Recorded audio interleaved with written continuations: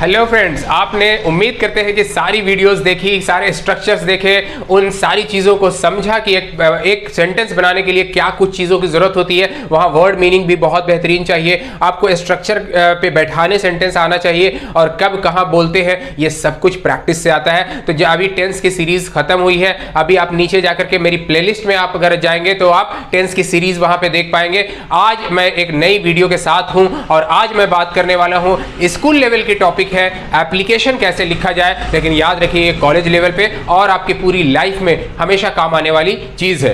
तो मैं हूं आपका होस्ट और दोस्त शारिक। मैं बनाता हूं कुछ ऐसी वीडियो जो पढ़ने वाले स्टूडेंट्स को फायदा पहुंचाए। अंग्रेजी अगर जो सीख रहे हैं या कुछ जिंदगी में करना चाहते हैं, उनके कॉन्फिडेंस बढ़ाने के लिए वो सारी वीडियोस काम आए।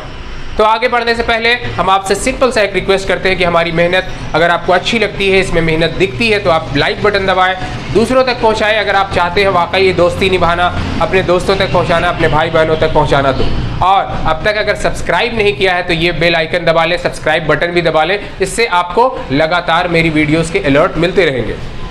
तो दोस्तों आज हम बात करने वाले हैं कि एप्लीकेशन कैसे लिखें। फॉर एन एग्जांपल, अगर आपके एग्जाम में आता है कि अपने प्रिंसिपल को एक एप्लीकेशन लिखिए और उनसे आप एक 10 दिनों की छुट्टी या घर में शादी है उसके लिए एप्लीकेशन आपको अगर लिखनी है तो आप किस तरह से लिखेंगे? द प्रिंसिपल सबसे ऊपर में आप लिखने वाले हैं, द प्रिंसिपल। उसके बाद जो भी आपके स्कूल का नाम है XYZ पब्लिक स्कूल, और फिर वो प्लेस पटना दिल्ली जहां से भी आप हैं वो वहां का एड्रेस आप डाल दें। यानी स्कूल नेम और स्कूल का एड्रेस लगभग सेम लाइन में आप डाल सकते हैं। उसके बाद थर्ड जो पॉइंट आता है वो आता है डेट का। तो वहां पे डेट और डैश दे करके डेट ना लिखें, थोड़ा सा स्टाइल में या फिर अच्छा लेवल मेंटेन करते हुए, जैसे आप लिखें 2 मार्च 2022, 15 अप्रैल 2022, और कुछ भी इस तरह से आप लिख सकते हैं। उसके बाद एक आप रूलदार कॉपी है, आपकी रूल्ड कॉपी है, तो उसमें थोड़ा सा स्पेस छोड़ दें, एंटर करें, नीचे जाएं और उसमें आप जो लिखेंगे वो लिखेंगे सब्जेक्ट। आपको सिंपली सब्जेक्ट लिख करके डैश देना है और आपको सब्जेक्ट में लिखना है for granting my 10 days leave for my personal affairs.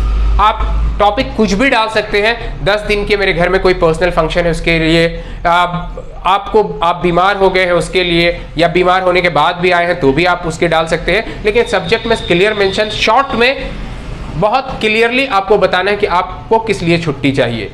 अब हम आगे बढ़ते हैं। इसके बाद लिखना है रिस्पेक्टेड सर या रिस्पेक्टेड मैडम। आपकी जो भी प्रिंसिपल है उनके हिसाब से आपको लिखना है।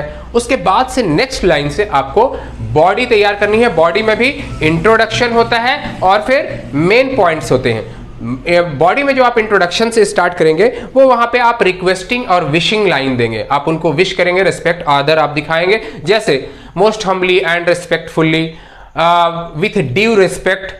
इस तरह से सेंटेंस का स्टार्ट करेंगे, जैसे with due respect I want to say that, या फिर most humbly and respectfully I want to state that I am student of class 6, 7 जो भी है आपका, एंड बियरिंग रोल नंबर इतना।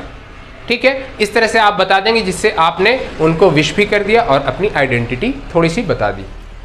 आगे की बात करेंगे, उसमें जो आप नीचे लिखने जा रहे हैं वो ये लिखना है कि there is a family function, there is a marriage ceremony of my elder brother, so I would not be able to attend classes for next 10 days from this date to this date. आप इस तरह से लिख सकते हैं। इसमें 1-2 sentence आप अपने हिसाब से बना सकते हैं, और आपको कोई कंफ्यूजन हो तो आप हमें कमेंट्स में पूछिए। आप फॉर्मेट देखिए लेकिन समझने की कोशिश कीजिए कि आप किस तरह से लिखते हैं।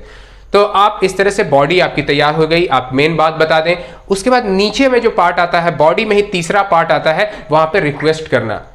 तो आप please grant this leave for this kind act, I shall be highly obliged to you. इस तरह से आप कुछ भी रिक्वेस्ट करके और उनका थैंक इन एडवांस एक तरह से आप करते हैं। जब आप ये बोलते हैं कि अगर ये आप मेरी लीव ग्रांट कर देंगे तो हम आपके जीवन भर आभारी रहेंगे, तो I shall be highly obliged to you, highly thankful to you for rest of my life. इस तरह से आप करके उनको इंप्रेस करने की कोशिश करते हैं। ये खत्म होने के बाद आप नीचे लिखते हैं फेथफुली योर्स, या योर्स फेथफुली भी आप लिख सकते हैं, फेथफुली योर्स।